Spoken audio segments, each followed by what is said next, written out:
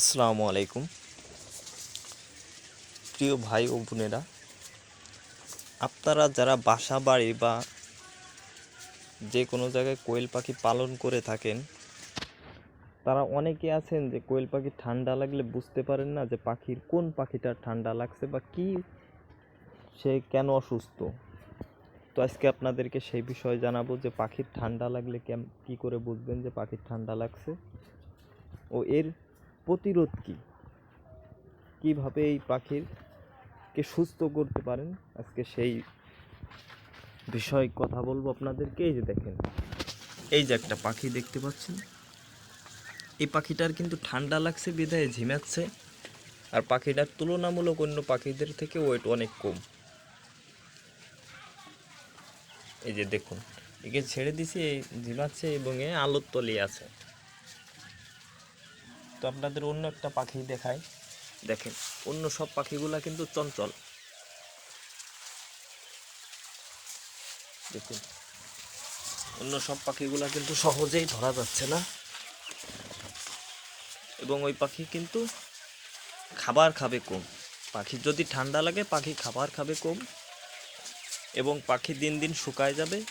এতে আপনার পাখির গ্রোথ কমে যাবে এবং পাখি ডিমে আসবে না, পাখি রিজেক্ট হিসেবে বাতিল হবে। এই জন্য আপনারা অনেকে বলেন যে ভাই 40 দিন, পাখি মূলত 40 থেকে 50 দিনের ভিতর ডিমে আসে। অনেকে বলেন যে ভাই পাখির 90 দিন, 70 দিন, 80 দিন, 100 দিন বয়স, কিন্তু পাখি ডিম দিচ্ছে না।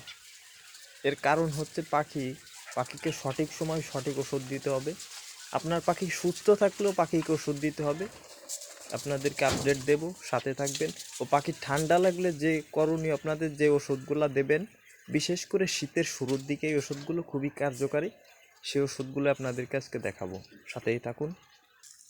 এই যে পাখির যে ঠান্ডা লাগলে যে শীতের শুরুতে যে ওষুধগুলো দেবেন, এই যে প্রথমে দেখুন, একটা আছে লিকুইড, একটা আছে পাউডার।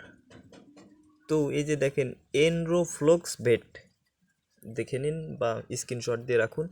PB71, এই দুটা মিক্সড করে আপনার দেবেন লিটারে 1 ml।